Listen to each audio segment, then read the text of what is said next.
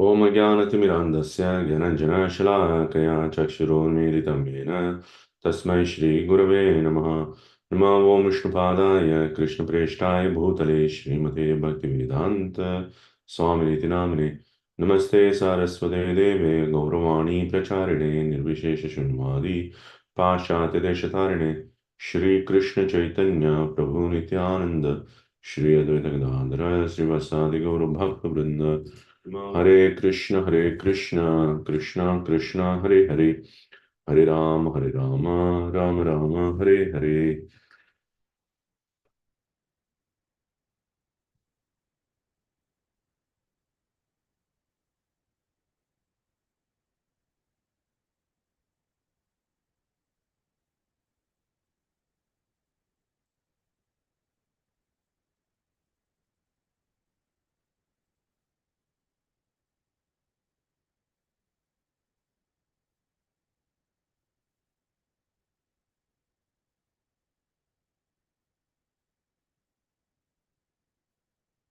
So last time we were reading verse 1 to 101 to mention the context that we are reading the second chapter of the first section of Bhakti-rasāmṛta-sindhu. Bhakti-rasāmṛta-sindhu is divided into 4 sections, and we are reading the first section. And within first section, we have 4 chapters, and we are reading the second chapter, which is called Sadhana Bhakti. And we have 2 types of Sadhana Bhakti.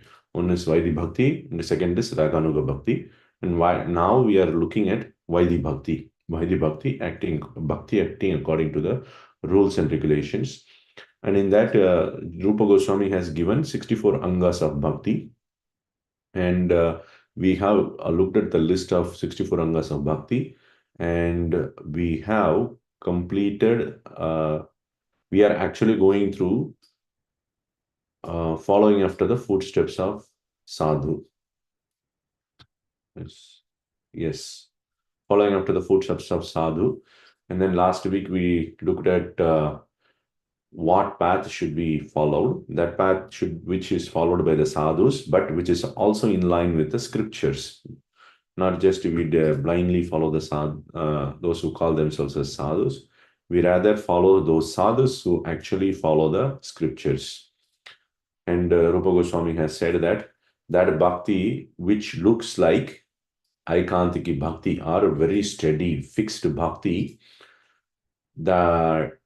which doesn't follow the scriptures, Shruti, Smriti, Purana, Pancharatra, all these things, which doesn't follow, it is just simply a disturbance to the society. And then he is reinforcing the same point in the next verse.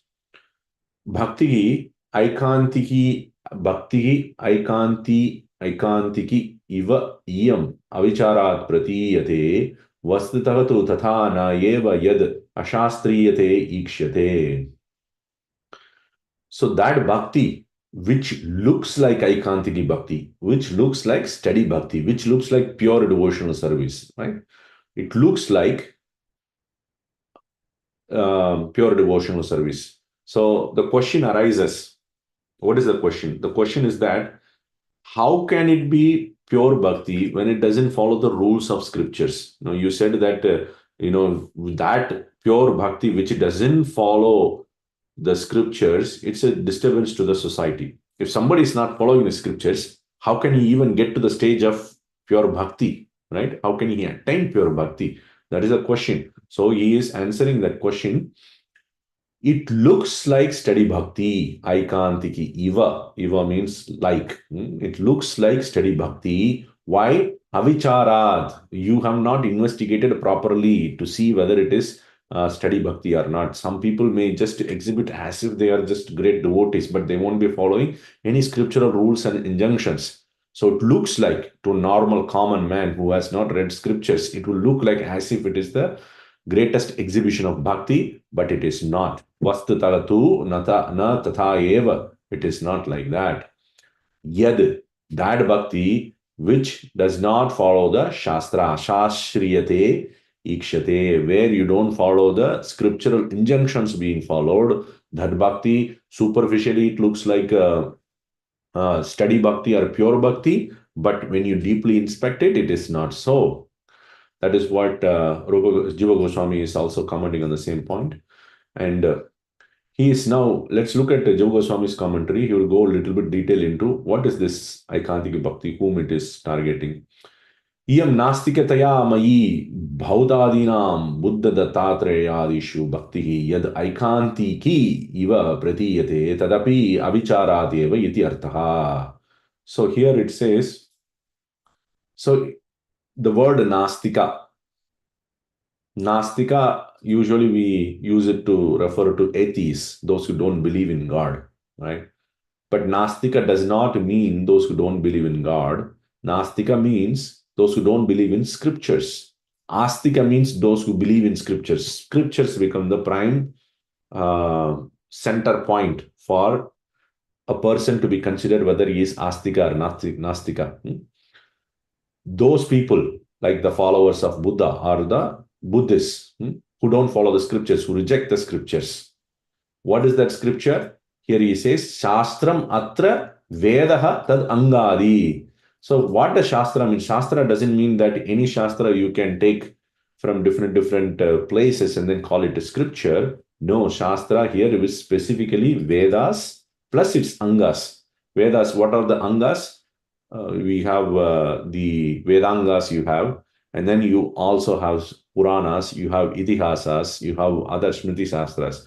Whatever is in line with the scriptures, Vedic scriptures, those scriptures are called Shastra here. That is what we take it as Shastra. The followers of Buddhists, they also have their own Shastra. They have their own textbooks, but that is not Shastra for us. So even though they may follow some commands of Lord Buddha, they are called Nastika because they don't follow the Vedas and its Angas. So Vedic scriptures, they don't follow Vedic scriptures. Buddha Dattatreyaadishu. So the followers of Dattatreya also reject the scriptures. So even though they may look like they are exhibiting bhakti toward Buddha and Dattatreya, you go and look at the Buddhists, you'll feel like, oh, they are worshipping Buddha and Dattatreya very nicely. So he says, Yad aikantiki iva pratiyate. It looks like pure bhakti. That is because you have not properly investigated into it. If you look deeply into it, is not pure bhakti. Tatra hetuhu, the reason is given because yasmat ashastriyata shastra avajnamayata ikshate. There we are seeing what we are seeing. We are seeing that they are disrespecting the shastras. How they are disrespecting the shastras? They are disrespecting the shastras by rejecting their instructions. You reject the instructions of the shastras, you are disrespecting it. Shastram tat atra vedaha tadangadi. We read this already. Why? Why is that the Shastra is given so much importance? Shastra yonitvad iti nyayat. The Brahma Sutras, one of the first few aphorisms or sutras that says Shastra yonitvad. Shastra yonitvad means you can only understand God through Shastra. There is no other way for you to understand. We cannot simply speculate upon then come to understand, oh, Krishna is God without going through the scriptures. No, you have to look into the scriptures. Then you will understand, oh, Krishna is God because scripture says so. Because scripture is guiding us, not only who is God, how to attain that God and what is our relationship with him. Everything is coming from the Shastras. Because they are coming from the Shastras, they should not be disrespected. Because if you disrespect, then you are not going to attain the goal that is being enunciated there. Tada tat avatari bhagavad agnya rupa anadi sat parampara prapta veda vedanga avajnayam satyam katham aikantiki sa syat iti bhanyatam. So when Shastra is actually the source for knowing the Lord and knowing the path to attain the Lord, and which is nothing but the words of the Lord. What is Shastra? Shastra is that is coming from the Supreme Lord himself. It is not something coming from written by some old man long time ago. It is actually the words of the Lord. Bhagavad Agya. It is the instructions of the Lord, direct instructions of the Lord. Who is Avatari? Avatari means those one person who takes avatar. That is Krishna. Krishna is the Avatari. and he has many avatars. One who takes multiple avatars is avatari. So it is directly coming from Krishna. Anadi, it does not have any beginning. It is not written by some person 6,000 years ago, as it is told by the modern dating system. They will say, if you go and ask the modern day theology people, they will say that, the Rig Veda is 4,000 years old and or 6,000 years old, whatever it is, right? That dating is, according to their mundane calculation, which is filled with the flaws, which are pointed out by many people who are in the same line of study alone, right? We don't need to even point out, they themselves are pointing out.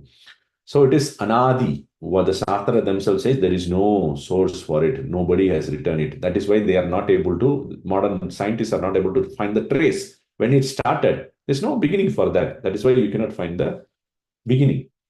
Sat parampara prapta, it is obtained, all these Shastras are obtained to a good parampara or the parampara of a devotee.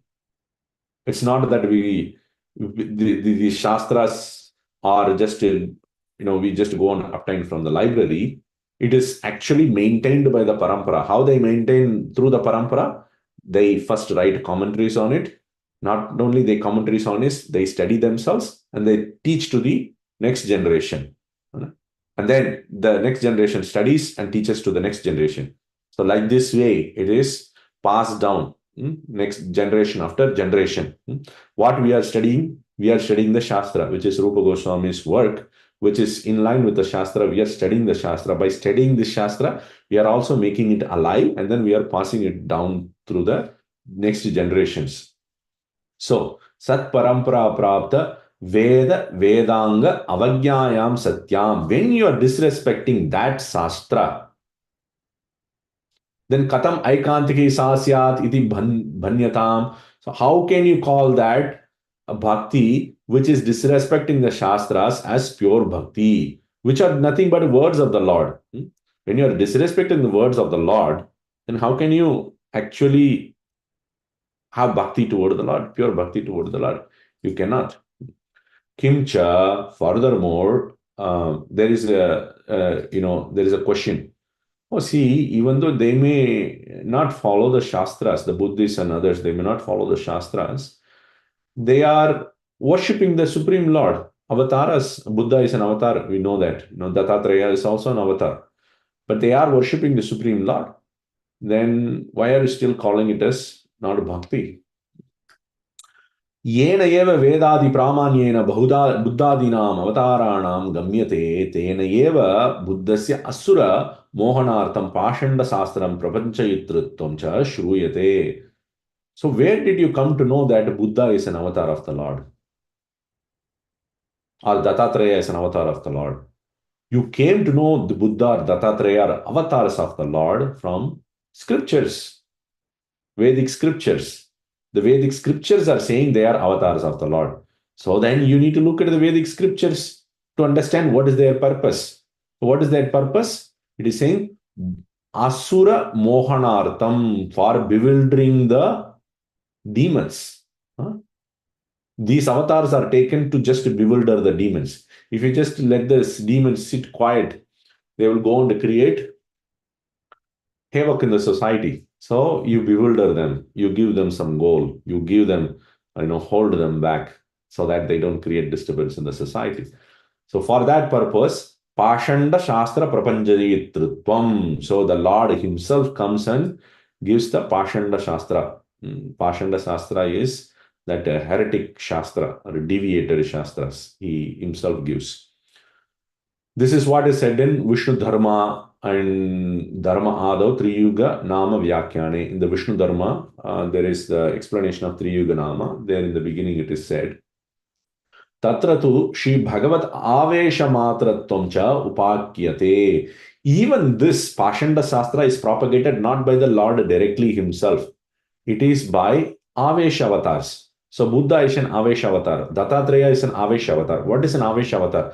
Avesha avatar is nothing but a jiva, like us. He's a jiva, but he's empowered permanently with the power of the Lord. So there is part of the Supreme Lord present in that person. fully. Huh? He's not exactly like us in that sense. Huh? He's a Jiva, but he is permanently embedded with some powers of the Lord. Prithu Maharaj is an Avesh avatar, Buddha is an Avesh avatar, and Dattatreya is Avesh avatar. So this Avesh avatars only come and create this Pashanda Sastras.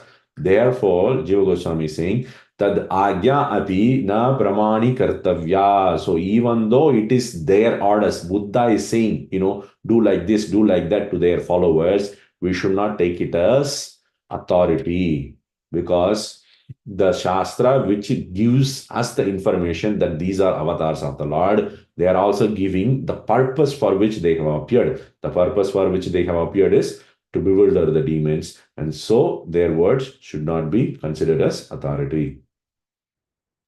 Okay, next one. We are going into the next item, the fifth item, questioning about devotional service, Sadharma Pricha. Naradiya Purana, it is said, Achiradeva sarvartaka siddhyati esham abhipsitaka saddharmasya avabodhaya esham nirbandhani matihi. So the person whose mind is always attached to saddharmasya avabodhaya, in understanding the saddharma, that is the devotional service, one whose mind is always attached or inclined toward understanding the devotional service, the process of devotional service. What happens? For that person, all of his desires, sarvartaha, abhipsitaha, all of his desires will be fulfilled quickly, achirad. Not after a long time, very quickly, all of his desires will be fulfilled. And what his desires would be? If he is always inclined to understand the devotional service, then his desires will be to attain the Lord and serve him. So that will be quickly fulfilled. That is what Sadharma Pracha. He is giving a quotation from Naradiya Purana. Now we are going into the next anga of bhakti, which is giving up enjoyment for Krishna. Krishna arte bhogadi tyaga yatha padme, from the Padma Purana, I think. Yeah. Harim उद्देश्य भोग्यानि काले त्यक्तवतः तव विष्णुलोकस्थिताः संपदा अलोलाः सा प्रतीक्षते. So that person who sacrifices the enjoyment materials, enjoyment objects for the sake of Hari, what happens? Vishnu lokastita sampat alola sa. So that a person who is situated in Vishnu loka, and that who is that person? Sampad alola. She is Lakshmi. So that Lakshmi who is situated in Vishnu loka without any lolatvam, without any fickleness. So the Lakshmi is fickle in this world. If somebody has wealth, soon you will know that that person will not have wealth. The wealth moves on from person to person. Some people will say, oh, for their lifetime, they were actually wealthy. Even though they are wealthy for a lifetime, after their life ends, they have to give up everything. They cannot carry everything after their death. They have to give up everything and then move on. Nothing they can carry. So many people have crores and crores of rupees, or here we say billions and billions of dollars, but then they have diabetes all over the body and pressure, blood pressure all over the body. They cannot even drink a little bit of tea or coffee, whatever they are desiring to drink. You may have so much money, but you cannot even enjoy a little bit of that. So, and not only that, and then you have to also give up. In 20 years' time, you have to give up if you are 60 years old. So, and then move on. Or the money will move on from you if you don't know how to maintain it. So, however, this Lakshmi is fixed in Vishnu Loka. She is not fickle. Vishnu Loka, she is always there. So that Lakshmi will start looking at you. If you have given up all your enjoyment materials, kale in time, for the sake of Hari. So do not think that I'm giving up everything, so I will become a pauper without a penny. No, the Lakshmi herself is looking at you, so there is no worry about it. Dwarakadi nivasaha yatha skande. So living in Dwaraka, etc. From Skanda Purana. Samvatsaram va, Sanmasham va, Masam, Masardham eva va, Dwaraka vasina sarve, Naraha Naryaha, Chaturbujaha. So if you live in Dwaraka for 1 year or 6 months or for a month or even half a month, if you live, what happens? Those persons who are living like that, including men and women, Naraha, Naryaha cha, all of them will become Chaturbuja, 400 forms, which means they will attain soon the real Dwaraka, which they are desiring after. So either 1 year or 6 months or a month or a half a month. By that, you are purifying your heart, not just living on the corner of the street. You're also purifying the heart. That is what Mukunda is saying, the commentator. Manaha Shuddhyadina.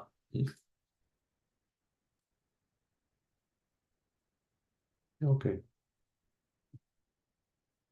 Adipadena Purushottama Vasaha cha Yatha Brahme.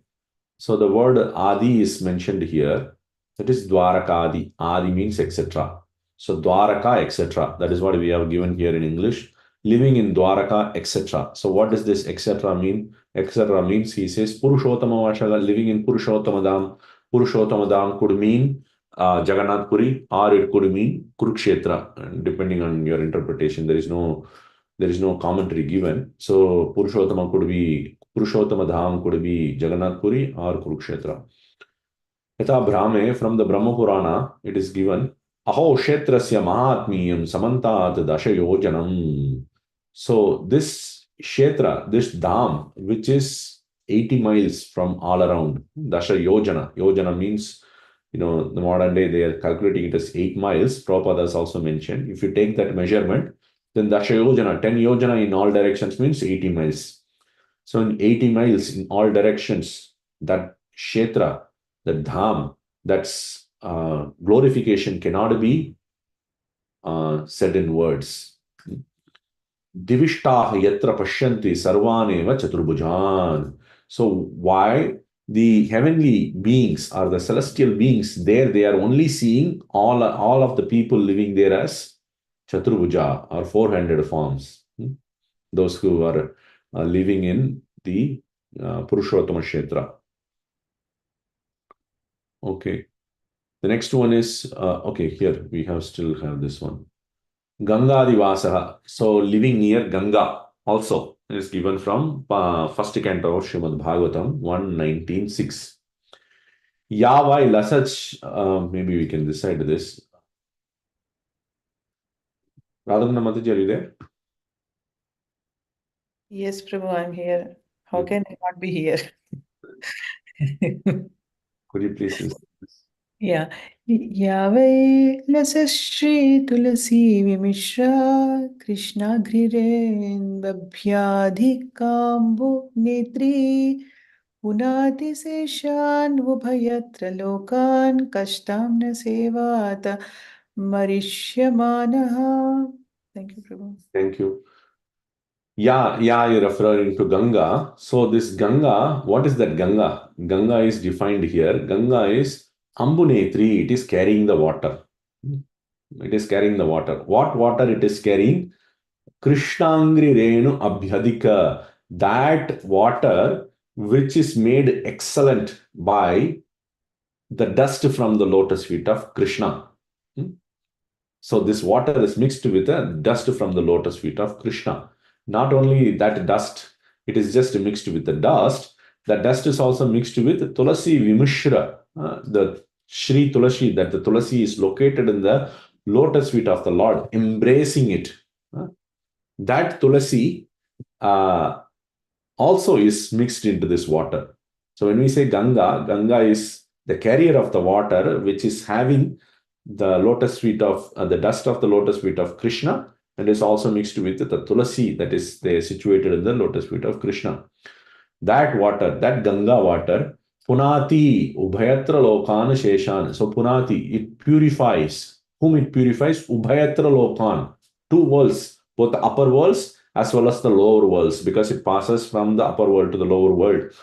So, or you can say Ubhayatra also means inside and outside. It not only purifies you externally when you take a bath, it also purifies you internally. Sheshan not only purifies the people of the world, it also purifies their protectors as well. That is, those devatas who are protecting them. They also get purified. Kahatam na seveta marishyamanaha. The person who is about to die, which person who is about to die will not worship that Ganga? Worshipping Ganga is taking bath as well as going and living near Ganga as well. So this is a verse from Bhagavatam first canto. We can understand the context. The context is that Parikshit Maharaj has taken shelter of the bank of Ganga, and it is mentioned in that context. We'll stop here. We are already over time, so we'll continue from Pursuit of Wealth from next week. Any questions, comments, thoughts? You know. Yeah, thank you very much. Hare Krishna, Prabhu. Hare Krishna, Prabhu. Dhanavad Pranam, Prabhuji. Dhanavad Pranam, Prabhu. Prabhu. Good to have you back here. Thank you, Prabhu. Good to hear you. Prabhu, I have a couple of questions about Dattatreya. Yes. So, one thing is that, if you look at the fourth canto of Srimad Bhagavatam, when Atri and Anasuya prayed for a son like God, the Lord appeared as their son, is what is mentioned. So I was thinking he is a direct incarnation. I didn't know that he is a Shakti-avesha incarnation. Could you please, are there any references given in Bhakti-rasāmṛta-sindhu to say that he is a Shakti-avesha incarnation? Yeah, no, other than this, the Bhakti-rasāmṛta-sindhu is not focusing on that tattva itself, but we have from Laghu Bhagavatamrita.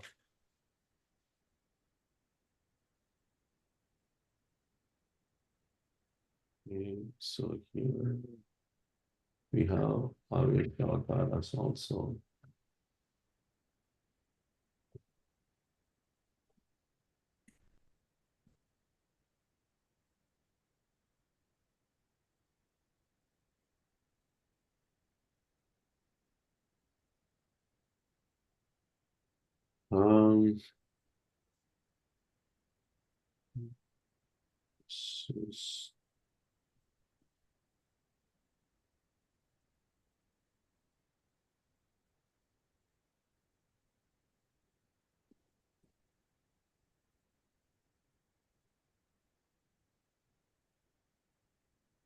Yeah, it says Kumaras, Narada, and Prithu, but even I think Kalki, Parashuram also will come into that.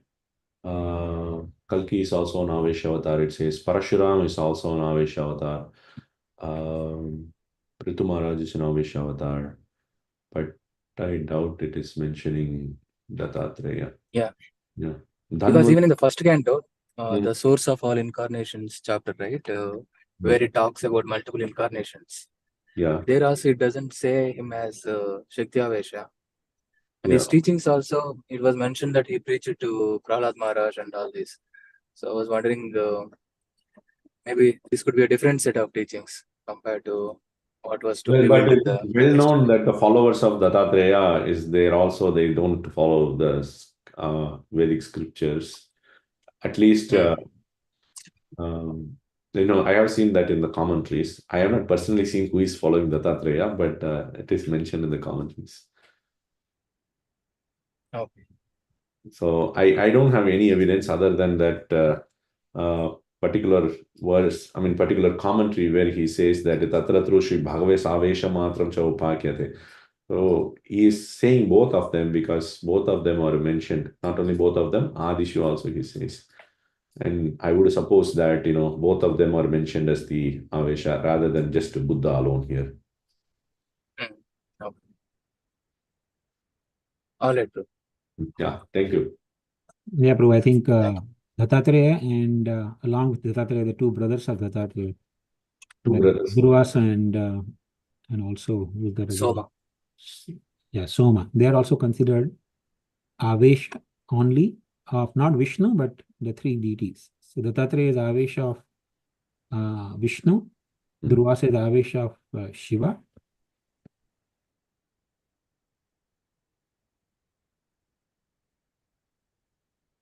Haribo. of Lord Brahma. Prabhu, Partial, they're called partial. we couldn't hear, Prabhu. Your voice stopped in between. Can you repeat it, please? Was it with everyone, Prabhu? Or- Yes, bro, for me also. Okay.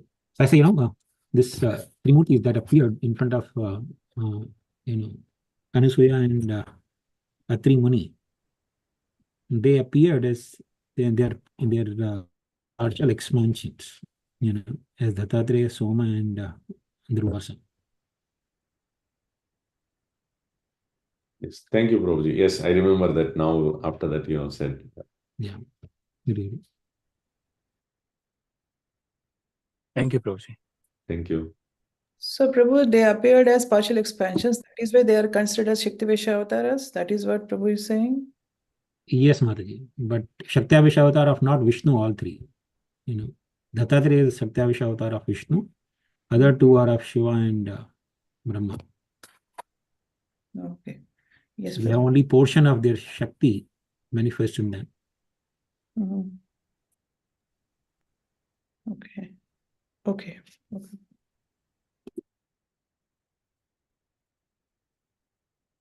Okay. Thank you, devotees. We'll continue from next week. Ravindra Prabhu has another question, right? He said 2 questions he has. Oh, really? Yeah.